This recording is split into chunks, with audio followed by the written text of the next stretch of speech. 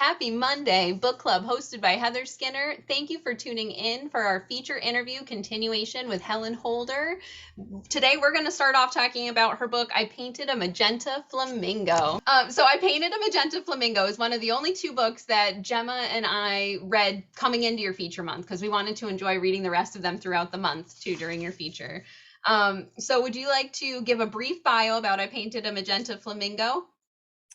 Well, this was one, my grandson and granddaughter and I were doing watercolors. And Jamie had a program on the computer where you biked and it gave you a whole bunch of color words. So that was where he had gotten the color words. And so we're sitting there painting and he's saying, I'm painting a magenta flamingo. And that just tickled my fancy. So I put that in the back of my mind. And then I had seen a picture, a National Geographic picture of the whole bunch. It was from above with a whole bunch of flamingos flying off of the Lake Tanganyika. And so I just started out with I painted a magenta flamingo, and then it just seemed to fit in that, okay, magenta flamingos, that's not really their color, but so then you have to have the snarky sister who says, my sister said the color wasn't right. She said, everybody knows flamingos are pink, pink, and pinker. She painted a pink flamingo. I love to hear how your story evolved, like piece by piece like that. That is so fun. And then each thing that he imagines, well, then you have to have, what are the real things? So again, you have to go research, well, what are what do flamingos eat? Where do they live? What all the facts about them. So, and you have a lot of facts in there too, which is really exciting. Yeah. And I love how you have the imagination side of each fact. Right. Was there a lot of research that you came across that you really enjoyed but didn't get to include in your book? Pretty much I stuck with where do they live and how do they have whatever their babies are. So this one was eggs, and the next one is, well, the next one's actually eggs too, but I should say I modeled a Minnesota platypus. So there you got the next one. So I had to find out a lot of things about platypuses. That is so fun. It sounds like you have a lot of fun with your research and the information you put in, and then it becomes fun in the books. Like, it's just so amazing what you do and how you combine this stuff. It's amazing. And something I noticed, like you've kind of hinted at it, we've talked a little bit about it along the way.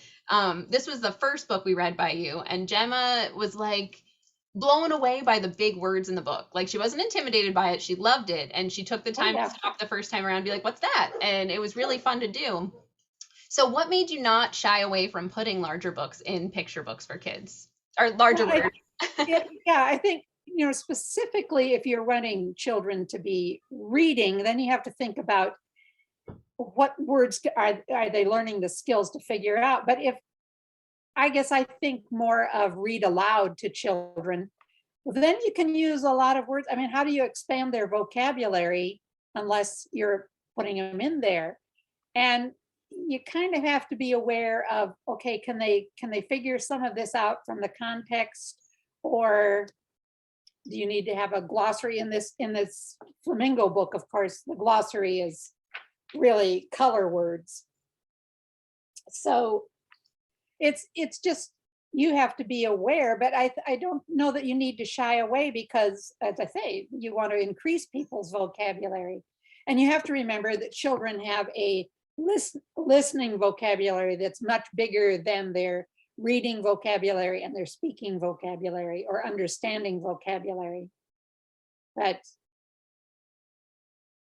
give them the big words because they will have to figure them out sometimes. So it makes your life much more exciting just to know a lot of words. It does. And I've seen with Gemma too, there's this pride that they get once they know the big words and then they remember Right. to start using them specifically, like to see the reactions, like I know that word. Like, so there's something really cool that comes out about it. And I love that you didn't shy away from the big words, that you put that vocabulary in because you don't get that. There are a lot of picture books where they, not that they're bad, but I do Right. love that you have that opportunity in there and some maybe choose not to, with the bigger words. So I find that a really great, unique reading experience about your books. Is that something you carry out through all of them? Like you have that big vocabulary in all of them? Well, I really do. As I said, I like to read the dictionary and just find, because there's lots of interesting words and there's lots of fun words. And so I think you can put a lot of big ideas and big words in anywhere. And that's one of the things I like about the Elephant's Child by Rudyard Kipling is just, it has some really crazy words in there that no child would really know those words, but maybe they do when they get, and they just flow nicely. So it's just fun to have a lot of fun words. Yeah. And something else, we kind of saw it in the back when you held it up. We have the Kindle version of this book, which I was so thankful in the back we could still print out the coloring page, that you Oh, have yeah, in the back. yeah. And Well, this is I kind of found fun. yeah, They say to the libraries, well, you might want to cover this page up and have lots of printouts because yeah. You know what I think would be a great somebody, idea for that? Something I love to use are those little like the clear plastic sheets, like a sheet protector. If they could right, find a way to put it around, like even dry erase yeah, or something, it would come off, or they could protect it. Because then right. I could see that, like the first kid who takes it out, like yes, a coloring page. But it is a fun thing that's been some of the comments that the kids are like, oh, I get to color in a book. Yeah. Do Sure, you go get right to ahead. see a lot of how they come out? Do kids share those with you as well?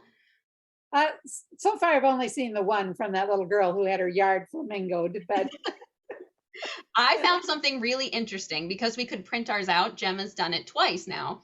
The very first time we read it, she was a little bit younger, and she went with I don't know if it'll let me oh see yeah, the light. So she went with the traditional, like the factual side. She wanted it to look exactly like the one that had all the right facts.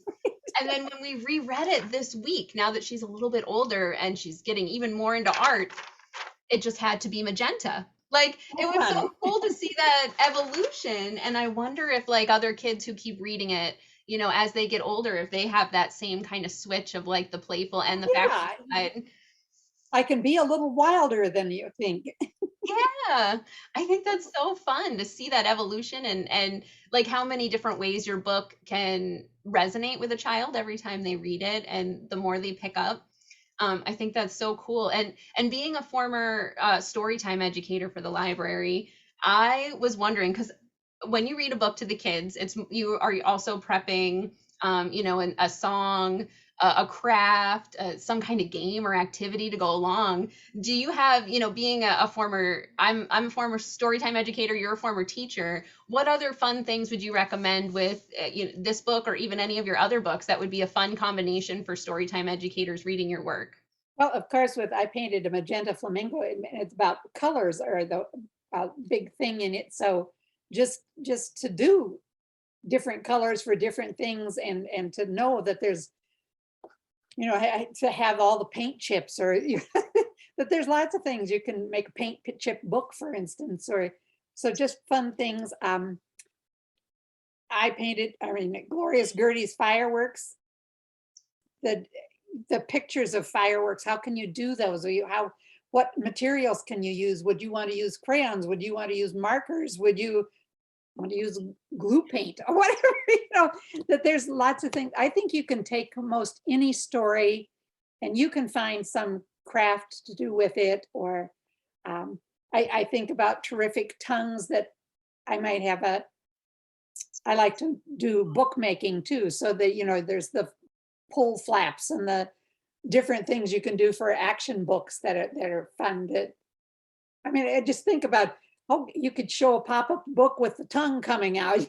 It's there's I think you can just use your imagination and you can come up with good lessons to learn or things to go. And I think when you read stories to kids, you need to talk about them, not just read the story and say, okay, good night, go to bed. That there's lots of things you can talk about. Maybe you won't even get the whole story done today because you're busy talking about, say, just one animal's tongues or one animal, or, just don't restrict yourself to read the story and you're done. I love that. Yes, books should be a conversation. And I think that's such a great point. And those were some really great craft ideas to go with your books too. I feel like all of your books really do give that great story time, even classroom vibe, because they can do so much with it. Do you have any songs you would suggest? Because I feel like things really stick with kids too, like when songs can be associated with books. And I see that. Yes, I haven't thought about those, not being a singer. I mean, I used to sing for the spelling words, but Oh, that's so fun. that's a little short thing, whatever word the spelling word made, whatever song the spelling word made me think of, sing some phrase from that. But I don't know that I've sung a whole lot about. I'm sure you could find songs that would go with almost anything. Yeah. Oh my gosh, I love that.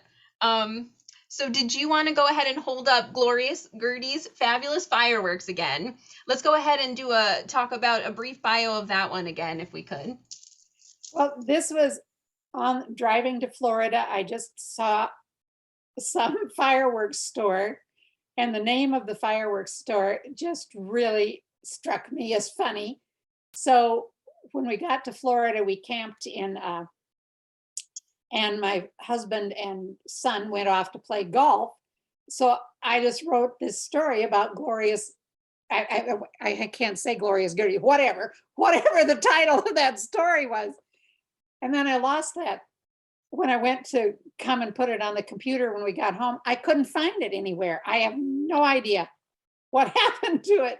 Oh no. So I actually wrote another one then, and then I made up Glorious Gertie's Fabulous Fireworks, because it just kind of rolls off your tongue. I wrote it out again, but I did that. I was doing that with pen and paper. I don't know where that one went either. So this is actually the third time I tried. And so then I had to do research about fireworks. So this does have a glossary at the end about the different kinds of fireworks, what their names are. So that was kind of fun. And then lots of people have said that when they've read this and they go to the 4th of July fireworks, they're trying to figure out, well, which one was that one? Was that a peony or a chrysanthemum or a willow tree? Or that's going to be so interesting to read, because I've never known any of the names of the types of fireworks. So I can't wait to, did you know any before you started the research? No? I had no idea. Oh, and then, oh my gosh, that's so crazy to find out that you lost this after writing it. Did you feel like you remember specifics? I know, twice. Oh my gosh, you were very persistent. I'm glad you continued on with it and still made it happen. Do you feel like you remembered any of the original stuff that you wrote down, or did it transform every time? Same, yeah, pretty much the same idea. The cat that hates things, and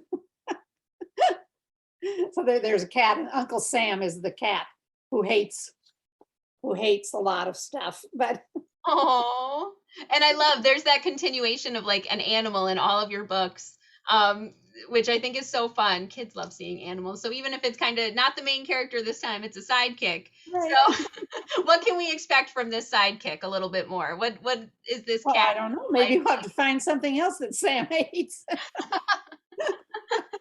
He loves fireworks though, but oh, that's cool. He hates gripping, and he hates it. So this is kind of an economics. You can do a whole lot of lessons on economics, where your store is located and how you have to advertise it so that otherwise you don't make any sales. That's great. I mean, even young kids could have that experience of talking about that and kind of play with what they learn and have that ingrained already. So that's really cool.